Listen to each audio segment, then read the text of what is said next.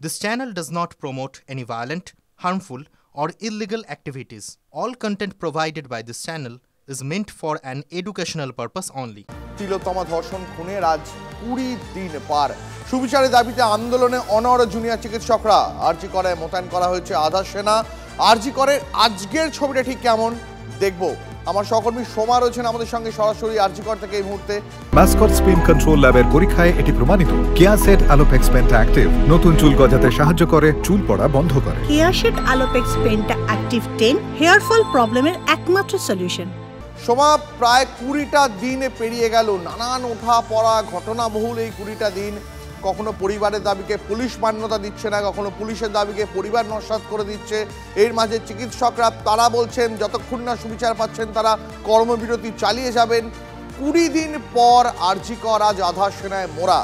আজ সকালে আরজি করের ছবিটা একবার দেখাও প্লিজ। হ্যাঁ দেখো, 20 দিন পরেও আরজি করের অবস্থা বলা যেতে পারে চিকিৎসার দিক থেকে সেই কিন্তু একই রকম রয়েছে। কারণ আমরা দেখছি যে জুনিয়র ডাক্তাররা তারা কিন্তু তিলোত্তমার উপযুক্ত বিচারের দাবিতে তারা কর্মবিরতিতে রয়েছেন।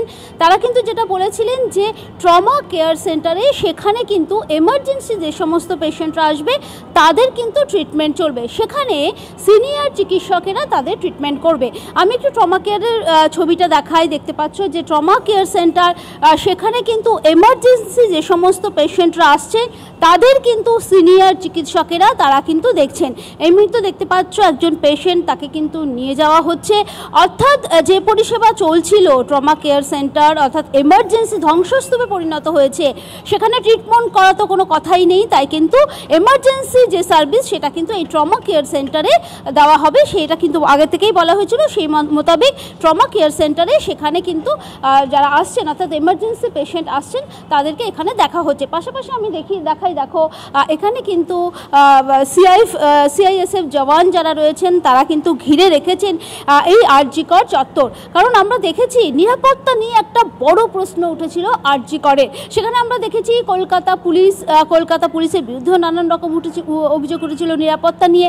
তারপরই কিন্তু সুপ্রিম কোর্টের নির্দেশ তড়ি ঘড়ি কিন্তু এই আরজি কর হাসপাতালে নিরাপত্তা বাড়ানোর জন্য কেন্দ্রীয় বাহিনী রাখা হলো। কেন্দ্রীয় বাহিনীর জওয়ানরা তারা কিন্তু এই হাসপাতাল চত্বরটা পুরোপুরি একেবারে মুড়ে রেখেছেন। দেখতে পাচ্ছ ট্রমা কেয়ার সেন্টার, অনেক ধন্যবাদ তোমাকে। যে ছবি সোমা আমাদের দেখাচ্ছিল আরজি কর হাসপাতালে 20 দিনে পার এখনো কর্মবিরতিতে অনড় রয়েছেন জুনিয়র চিকিৎসকরা। তারা বলছেন যতক্ষণ না পর্যন্ত তিলোত্তমার বিচার মিলছে তারা আন্দোলন চালিয়ে যাবেন। অনেক ধন্যবাদ সোমা।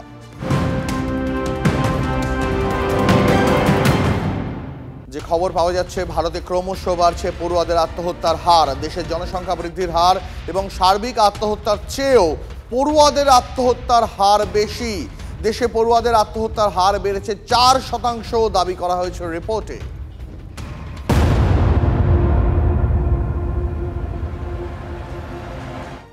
দেখুন, বাংলায় একটা কথা চালু আছে, যেখানে ধোঁয়া দেখবেন বুঝবেন সেখানে আগুন রয়েছে। গোদা বাংলায়, যার মানে অনেক গুজবের পিছনেই কিছুটা সত্য থাকে। আরজি করে তরুণী চিকিৎসকের ধর্ষণ খুনের ঘটনায় প্রথম থেকেই আতশ কাচের তলায় হাসপাতাল কর্তৃপক্ষ এবং কলকাতা পুলিশের ভূমিকা। আরজি করে আন্দোলনকারী চিকিৎসক থেকে আম জনতা, বিরোধীরা তো বটেই, বারবার তারা অভিযোগ করছেন কখনো তথ্য প্রমাণ লোপাটের, কখনো তদন্তে গাফিলতির অভিযোগের। আর এই প্রতিবাদে আন্দোলনের মাঝেই TV9 বাংলার কাছে সুপার এক্সক্লুসিভ অডিও। কি রয়েছে সেই অডিওতে শুনুন। আরজি করে মহিলা ডাক্তারের ধর্ষণ খুনের ঘটনায় 20 দিন পার, তদন্ত করছে সিবিআই। তিলোত্তমার জন্য বিচার চেয়ে প্রতিদিন পথে নামছেন সাধারণ মানুষ, রাজ্যের বিরোধী দলগুলি। কারণ তদন্ত নিয়ে শুরু থেকেই বিস্তর ক্ষোভ নিহতের পরিবারে। হাসপাতাল কর্তৃপক্ষ, পুলিশের ভূমিকা নিয়ে প্রশ্ন তুলছেন তিলোত্তমার বাবা মা, আন্দোলনকারী থেকে শুরু করে চিকিৎসক মহল। এমনকি তদন্ত নিয়ে আদালতের ভর্ৎসনার মুখে পড়ে পুলিশ প্রশাসন। মামলার গুরুত্ব বুঝে তদন্তভার সিবিআই এর হাতে তুলে দেয় হাইকোর্ট। 9 আগস্ট সেমিনার হলে ঠিক কি হয়েছিল তিলোত্তমার সঙ্গে, এই উত্তর খুঁজছেন সিবিআই এর দুদে অফিসাররা। তার মধ্যেই তিলোত্তমা কাণ্ডে মোড় ঘোরানো অডিও ক্লিপ TV9 বাংলার কাছে।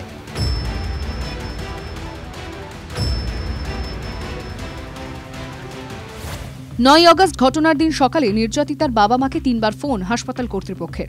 তিলোত্তমার কি হয়েছে তার উত্তরে ফোনে বাবা মায়ের কাছে বারবার বয়ান বদল মহিলা অ্যাসিস্ট্যান্ট সুপারের। কখনো বলা হয় তিলোত্তমা অসুস্থ, কখনো বলা হয় এমার্জেন্সিতে।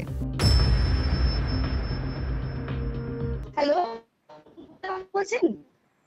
হ্যাঁ, হ্যালো, কেন, কে বলছে? আরজি কর হসপিটাল থেকে বলছিলাম। কেন, কি হয়েছে?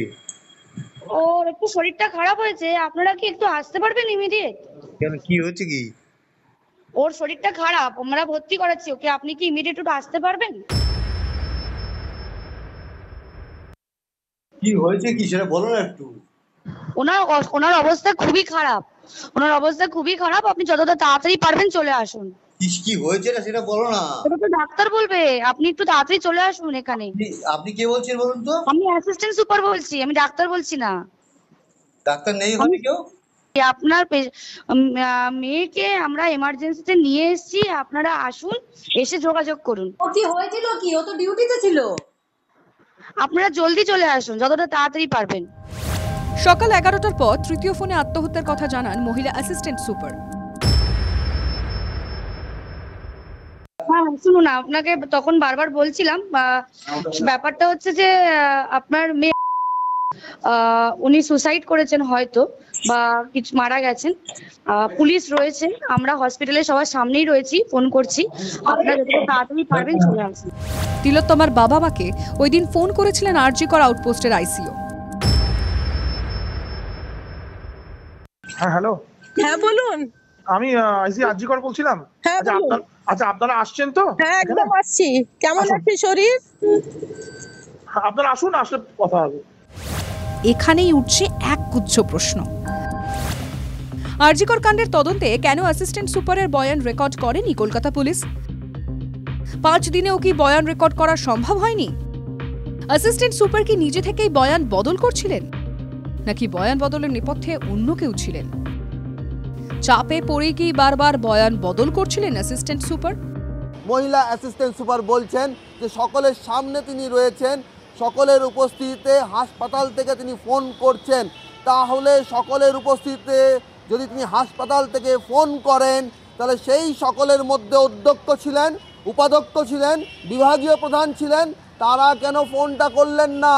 অধস্তন কর্মচারীর কাঁধে কেন বন্দুক রেখে এভাবে বয়ান বদল করা হলো?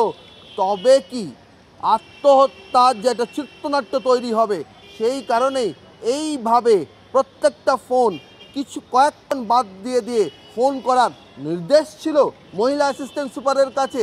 সেটাই এখন সবচেয়ে বড় প্রশ্ন হয়ে দাঁড়িয়েছে। মহিলা অ্যাসিস্ট্যান্ট সুপারের গলায় কেন সংবেদনশীলতার অভাব? কেন মহিলা অ্যাসিস্ট্যান্ট সুপারকেই এগিয়ে দেওয়া হলো? উঠছে প্রশ্ন। যখন গাড়িতে উঠে বসেছি তখন আবার কল এলো, তখন ওই বললো আমি অ্যাসিস্ট্যান্ট সুপার বলছি, আপনার মেয়ে মনে হচ্ছে সুইসাইড করেছে। তখন উনি বললেন আমি অ্যাসিস্ট্যান্ট সুপার বলছি, আপনাদের তো তখন বলার চেষ্টা করছিলাম আপনার মেয়ে মনে হয় সুইসাইড করেছে, হয়তো সুইসাইড করেছে, কিছু মারা গেছে। আমরা যখন মিনিট 10 পরে আবার বিটি রোডে গেলাম, তখন একটা কল এলো, আপনারা কি আসছেন? একটা পুরুষ কণ্ঠ, আপনারা কি আসছেন? আমি বললাম হ্যাঁ এই তো আসছি। বলে তাড়াতাড়ি চলে আসুন, তাড়াতাড়ি আসুন এবং সেমিনার রুমে চেস্ট মেডিসিন ডিপার্টমেন্টে চলে আসুন। এখনো পর্যন্ত আরজি করের মহিলা অ্যাসিস্ট্যান্ট সুপারকে জিজ্ঞাসাবাদের জন্য ডাকেনি সিবিআই। প্রশ্ন উঠেছে, সিবিআই এর তরফে এখনো পর্যন্ত তাকে কেন জিজ্ঞাসাবাদের জন্য ডাকা হয়নি? অ্যাসিস্ট্যান্ট সুপারকে জিজ্ঞাসাবাদ করলে হয়তো আরো গুরুত্বপূর্ণ সূত্র পাবেন তদন্তকারীরা, হয়তো খুলে যাবে নৃশংস হত্যাকাণ্ডের জট। সৌরভ দত্তের রিপোর্ট, TV9 বাংলা।